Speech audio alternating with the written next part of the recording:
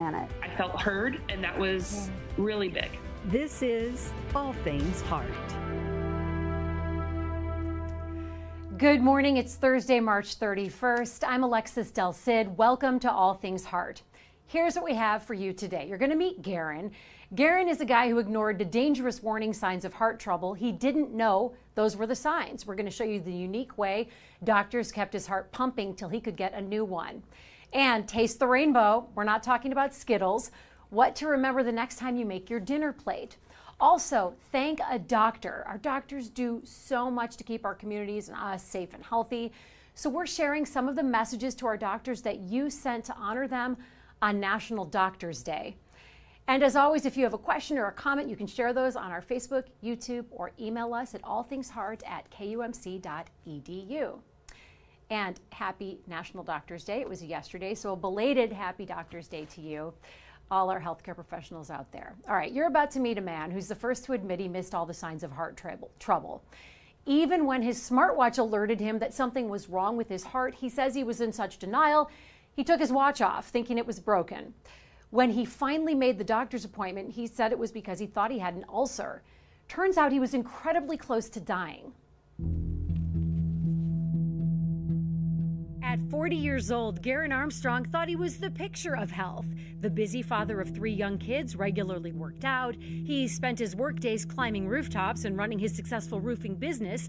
So when he started getting stomach aches that wouldn't go away, well, he did what many of us would do. He pushed through it. When his smartwatch alerted him that his heartbeat was spiking, though, he took the watch off, thinking it was broken. I was in denial. In all fairness, nobody around him saw it coming. I knew something was wrong. But of course, I would never have guessed it was his heart. I was really just flabbergasted. I don't know how, I was really surprised. Fast forward a few weeks later, Garen says his stomach was bloated. He had lost his appetite altogether, and he felt his energy evaporating. It was hard to breathe. It was, hard to have your strength. You're weak as a kitten. It was time to see a doctor. First thing they said, you have heart failure. I go, no, I'm here for my stomach. It's not my heart.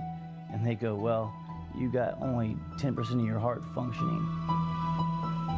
Garen needed immediate open heart surgery, during which doctors would implant something called a left ventricular assist device, commonly called an LVAD. An LVAD would help Garen's heart pump and keep Garen alive until he got a heart transplant. It's very scary. It's very scary.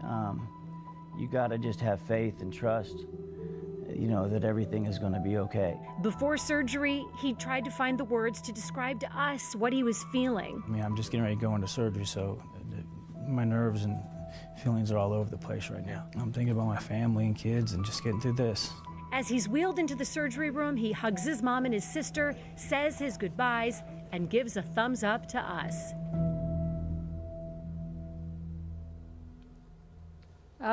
The suspense. This morning, we want to welcome a much healthier Garen Armstrong to our show. He joins us virtually. It is so good to see you now. You look amazing. And then sitting right beside me is the cardiothoracic surgeon, Dr. Travis Abick. You're the one who saved Garen's life. He says you saved his life 3 times. We'll get to that in a minute. All right. But first, I want to ask Garen, how are you feeling today? I'm feeling phenomenal. It's amazing how much strength and energy that I have. I feel like I just want to tackle the world right now. It's just coming from where I came from and waiting on the heart transplant for close to 3 years, and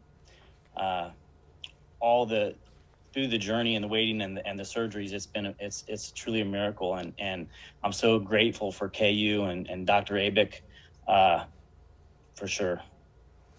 We do want to give a quick note. The video that we're showing our viewers of Garen, you and Dr. Abick, was pre-pandemic, so it was a different time, which is why Garen wasn't wearing a mask when we interviewed him, because this was years ago. How long did you live with your LVAD until you finally got the transplant? Just shy of 3 years. So it was 2 years, 10 months, something like that. So it was 2018 when you went in for the LVAD? Yeah. And 2020 when Garen got his heart transplant. Before we get to the transplant part, Dr. Abick, are LVADs common? How many LVADs do you put into people a year? Yeah, so they've become more common over time. In the U.S., we're currently sitting at about somewhere between 2,500 and 3,000 LVADs per year as a country. Here at KU, we're in the range of 40 to 60, which would put us at one of the higher volume implanting centers in the country. When it comes to how the LVAD works, I've talked to you ahead of this story that we're doing. There's a magnet in there, right? Yes. Can you explain how that works to the layperson, which would be sure. a lot of us? Sure. So the pump body itself has an electromagnet within it and a little rotor. And when we power it, the rotor levitates, and essentially electromagnets make it spin around, and that's what pumps the blood. So there are no parts that touch, there are no parts to wear out per se, and that's what makes it incredibly durable for the long term. The other part, is that like a control mechanism that hooks on your belt, or is that in you too? Is it all in you? So to date, we don't have it totally internalized. So we do, I tell the patients, we sprout a cord at the end of the day, and that goes to the controller, which we can change things like the speed Where do you put the controller, though? And you hook it people to? come up with all kinds of different ways to wear it. I'm sure Garen has unique ways that he dealt with it, but you can hook it on your belt. Some people have a fanny pack. Some people have vests that or custom clothes that they even get to carry that, and as well as the batteries around with. But most of the time, if you walk past a person and didn't know that they had it, you wouldn't be any the wiser for it. Well, Garen, you own a roofing company, and you went right back to working on rooftops and doing things and golfing. So where did you put that thing? So I came up with the way I use these Under Armour football girdle pants, and they're like elastic pants that go underneath your pants, your jeans, and I was able to turn them inside out to keep the batteries even closer to me, and then I would tuck the wires in, and that's how I'd wear them. So a lot of the times, I mean, you couldn't tell that I was wearing the batteries. I looked a little hippie, you know, but other than that, you couldn't tell I was wearing it except for the monitor on the side. When you talk about your story, you use the word miracle quite a bit. So why do you describe your transplant story as nothing short of a miracle? In all accounts, I'm surprised I'm still here, and it's a miracle. I mean, one was the fact that, you know, I was 40 years old, healthy as an ox, and next thing you know, I just get this cardiomyopathy that goes to my heart. You know, within 45 days, I was about died. And then I had that experience where the pump got ripped out of my heart because I was doing too much. And then from then that got infected, and then to the fact that when they did the transplant, how fast, well, they had to clean me out so much and gave Dr. Abick a run for his money, and he did miracles on me there. And my white blood cell counts started dropping, right? And then in a week, so it was so bad in there, and they had me in and out in a week. It was a miracle. It was a time during COVID, and there was a time when the ICU was so full and packed, and so much, just a lot of bad things going on. And then I had a very successful transplant. You know, I needed it. The doctors needed it. It was almost a shot in the arm for everybody, and it just felt good, you know, when I walked out of there. And it just a major victory. It was amazing. There's so much to unpack. With what you just said, there's a lot to unpack there, because you also talked about ripping your LVAD out, which sounds horrific. I want to direct the next question to Dr. Abick. So Garen was a little bit too active when he first got out of there with his LVAD. I mean, that's the reason it ripped out, right?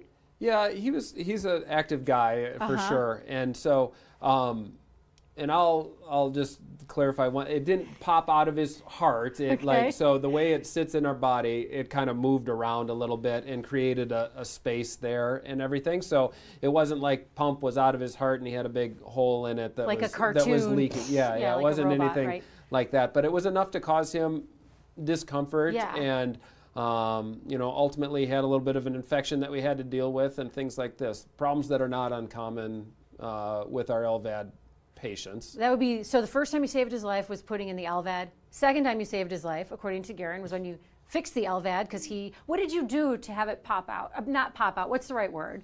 I'm saying it sounds just gruesome. Shifted a little bit, let's say. To have it shift a little bit. What were you doing, Garen? I went golfing. I haven't got. Okay. I went golfing. It's a heck of a swing. Probably got a little aggressive on the swing, is what Okay. I'm thinking happened. And I played the best game ever, but that was the last game I played for a while. Did you feel it in the moment?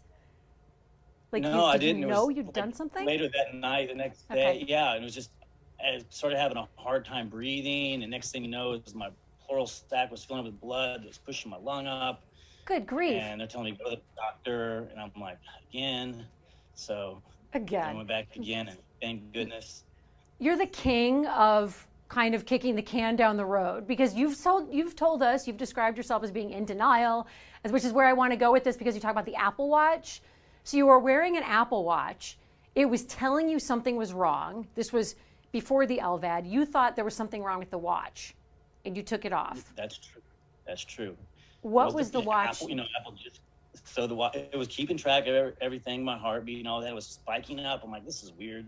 This doesn't make sense. It's like the first version I watch. There must be something wrong with it. So I took it off and, set it aside. And sure enough, I mean, that turns out why I was feeling so bad. 'Cause I was feeling this bloat in my gut, and that's what I thought was, an ulcer or something. I didn't know what it was. But they said that's where you're holding water. I didn't hold it in my legs like a lot of people. So that's where it was. Well, Dr. Abicht, if Garen hadn't come to you sooner, when he came to you, he says his heart was at 10%. Only 10% of his heart was working. How much longer did he have to live if he had waited any longer? He was pretty sick when he came to us, so if he would have kept ignoring things, I mean, it could be days or weeks that he could have potentially succumbed to unfortunately heart failure. I can't even think about what Garen's mom was thinking. You could just feel her anguish when we interviewed you before your procedure. She'd been begging you to go to the doctor. Now, you did, you got your LVAD, then you got your LVAD fixed, and then you got your new heart. And then you had a pretty amazing comeback, getting a huge honor in the industry in which you work, the roofing industry. Truly, you were voted the comeback kid. Tell us about that. So yeah, the industry, in the roofing space, they get together, once you'd have multiple events, and this is the largest event there is, and they have these voting for. I got to speak there about my life and to come back the story of how he was able to grow through adversity, through heart failure, and how we were able to do that, and share my story to 7,000 people to help impact their lives, and it was very humbling story. I mean, you think a lot of ego comes into that to grow, because I was also nominated as the fastest growth contractor, which I think that this played a part in being the fastest growth contractor, because I was able to. I'm in the hospital all the time, so I was able to start delegating people and managing, the management team, and so built it to where they didn't even need me anymore. So this shares the story to everybody about the heart transplant. But you voted the comeback kid, being able to, on death's, knocking on death's door. At the end of the day, I was waiting in ICU, waiting for that transplant. That's how bad it was. So that was during COVID, and you can see in the pictures, the family couldn't even come in. They're just kind of waving at me with masks on. And so super emotional. And I think that when you go through this experience, it helps you really prioritize what is life and what are you going to do and leave behind, because really during that time I'm planning for death, and so it's a scary time. But it was voted the comeback kid award in the industry, being able to come through, overcome adversity, and still be able to grow where it was, and so I'm just so grateful and thankful. And speaking of what's important, we're also showing pictures of your family waiting outside the room before you had your surgery, and just everyone just rallied around you. We're getting so many community questions about the journey that you took and the life-saving surgery that Dr. Abicht performed. So I want to get to our community questions. We know a lot of you have them, so keep them coming to us on Facebook, and you can also email them to us. Anne would like to know, Dr. Abicht, what is a cardiothoracic surgeon, and is it the same as a heart surgeon? It's a good question. Yep. So we got all kinds of names for things. It's one and the same.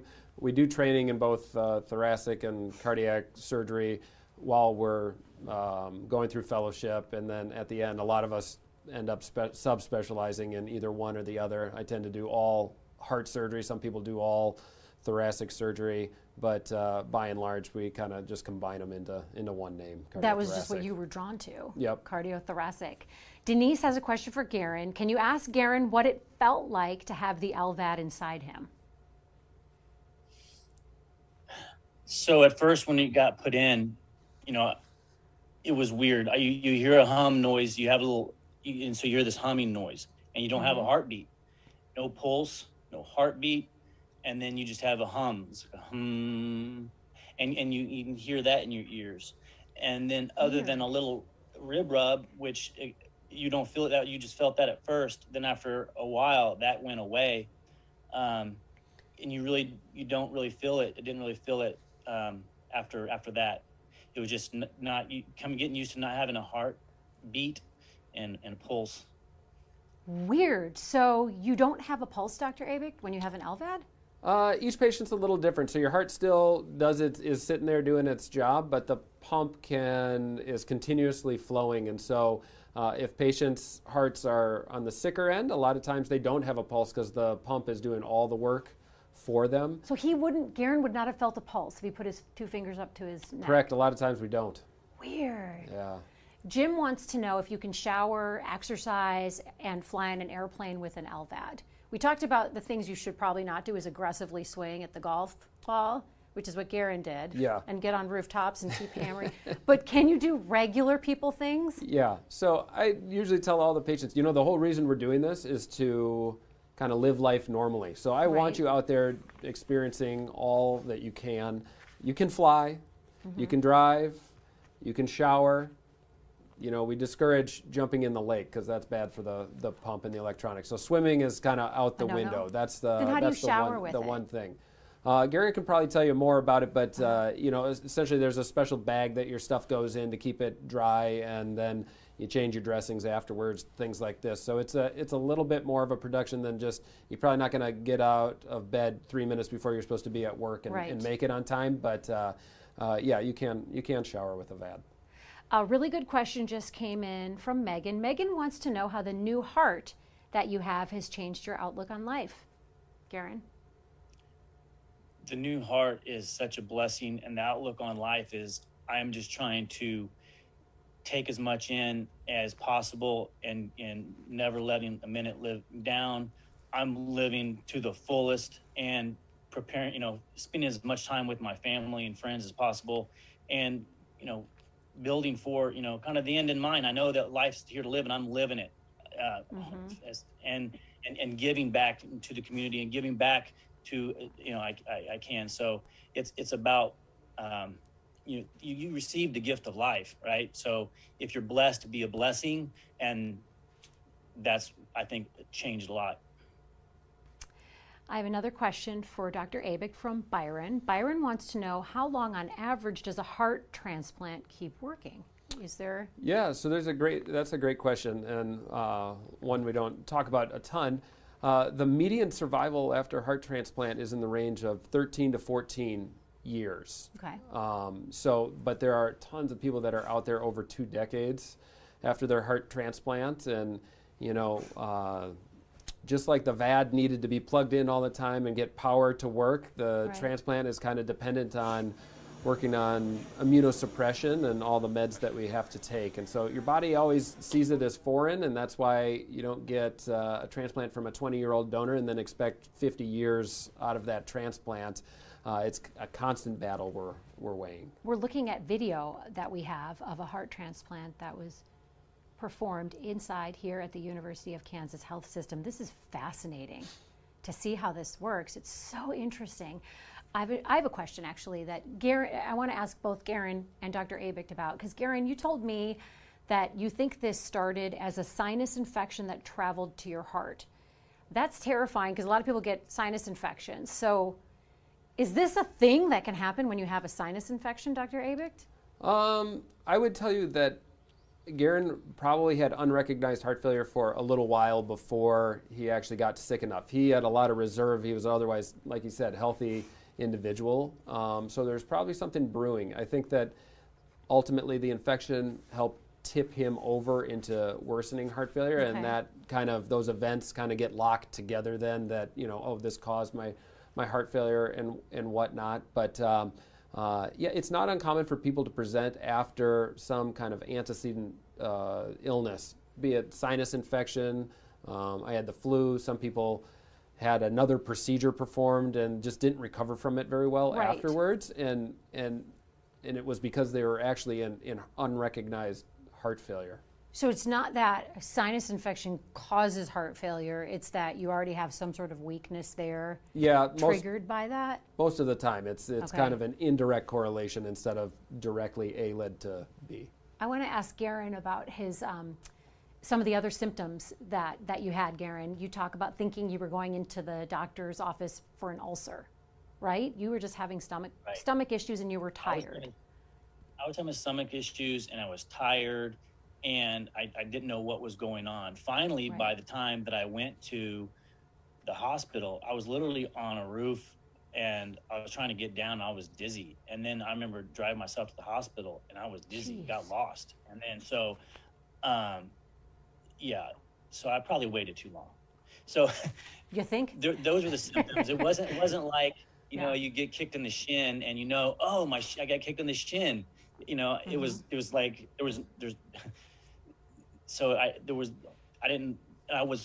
just turned 40. I wasn't thinking, oh, I need to recognize symptoms for heart failure, you know. And so now people ask me all the time, I'm like, dude, go get your heart checked out. Go get your heart checked out. Right. So, yeah. You're an advocate for that. Dr. Abicht, is the feeling that you have something wrong with your stomach a sign of heart trouble? It can be. So our gut actually takes an awful lot of our blood supply to feed that and do its job. And so when things get backed up because our pump or our heart is failing, a lot of people present with feelings of abdominal fullness or bloating or lack of appetite. And a lot of times in the end stages of heart failure, people actually start losing weight just because they stop eating because they're in such bad heart failure. Got some more questions, and then I have a comment. Garen, you're going to like this. This is from Shamrock Roofer YouTube. Okay, they're on YouTube. So Shamrock Roofing is your company. So your teammates there, right? Your team loves and supports you, Garen. Glad to have you through this, with you stronger than ever. You have a great team that's supporting you, family and friends and coworkers. Yes. That must feel good. I'm so blessed. I'm so blessed for them. They're the ones that make all this happen. They really are. Question for Dr. Abicht. Hold on, this is a good one. Anne wants to know, how long does an LVAD last? Because Garen had his for almost 3 years. Mm-hmm. So the answer would be it can last indefinitely. Most folks have them in the range of time that Garen did. Between 1 and 3 years would be the vast majority of people out there. But we have people here at our center that have been supported 5 years. And there's people out that we've adopted here that have had over a decade. So you can definitely, like I said before, the pump will never itself wear out. Jamie has a question. Dr. Abicht, how often do y'all see veins, vessels used from legs fail when triple bypass open heart is done? Is that normal? So different topic, but an interesting heart question. Yeah, so, you know, veins are not perfect conduits or substitutes for our native coronary arteries, and so they can fail at a rate of, you know, most of them 60 to 80% are open at somewhere between 6 and 8 years. So it's not an uncommon thing for vein grafts to go down in the long term. I have a question from, this is good, Scott. Scott wants to know, I've heard people who receive transplants, this is for you, Garen, heard people who receive transplants sometimes find they come out of it liking foods they never liked or music they never enjoyed before, but there are things they find out their donor liked. Have you experienced anything like that? You know, it's funny. The answer is yes. I noticed myself, you know, liking more sweets and things like that. And so I am still waiting to hear from my donor's family, which is kind of waiting on me. I've got the letter. I get to write a letter after the year. The year's been up. I've got the letter, and I've got just so much feelings and that well up inside of me about meeting the family. So I'm just working on that. I want to get to some final thoughts from our guests, but Garen, this kind of goes into, for your final thought, a question that one of our viewers, Claire, has. And I'm wondering if you want to say something to answer Claire. Claire wants to know if you would have, if the donor's family is watching, somehow they're watching this page from the University of Kansas Health System and they're watching this story, what would you want to say to the donor's family? Thank you so much. I'm so grateful. There's just so many words. Words can't explain it. I mean, I have dreams. I'll wake up to, meeting the donor's family with a stethoscope so they can listen to their, their child's heartbeat. So it's so much important to me to live a good life, to live, to make the world proud, to make them see that, hey, this didn't go for anything. This is something special. Like, donate life, please be a donor. There are people that don't make it on waiting for an organ, and so receiving that is so special. I'm excited for the day that I get to meet them. They're going to feel that gratitude, and that's going to be such an emotional day. I was going to get to final thoughts from Dr. Abik too, but I'm getting more questions. This episode is resonating with our viewers. If you guys don't mind, I've got some more. Audrey wants to know, I had quintuple bypass in 2009. Now I'm having trouble with my legs after I had 2 veins taken from my legs. Can you explain why? Not directly. I think that sometimes these issues in the long term can be unrelated to our heart surgery, and usually are not related ultimately to the veins that we used for those bypass grafts. So, it's always good to look into other things, including heart failure and whatnot. Make sure that your pump's still working good, and there's no other reason for it. But I would doubt that it's probably related necessarily to the veins that were used at the time of our operation. Right.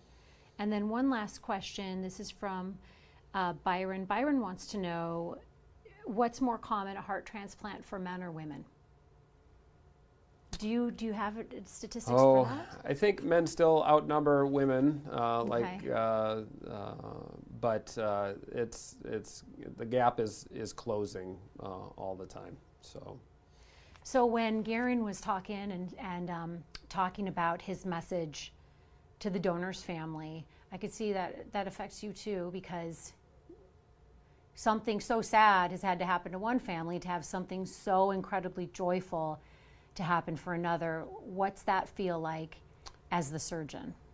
Yeah, I think we always walk this fine line between knowing kind of what happened on end A and knowing how much kind of the recipient will benefit from the transplant. And certainly Garen has always done everything that we've asked of him and he shows that by how great his recovery has been and how active he's been both with his VAD and with his transplant. And so, I think we're thankful for patients like Garen putting their trust in us to make good decisions and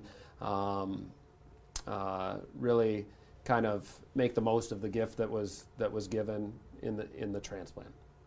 Garen, what do you want to say to this doctor right next to me who you credit for saving your life 3 times? Not many people get to hang out with the guy who saved your life 3 times. I love this guy. I love Dr. Abik, especially on Doctor's Day. Happy belated Doctor's Day, by the way. I bought him all shoes. Because when on the surgery, I didn't want their feet to be hurting or having to crack their ankles or nothing like that. You bought them shoes for the surgery?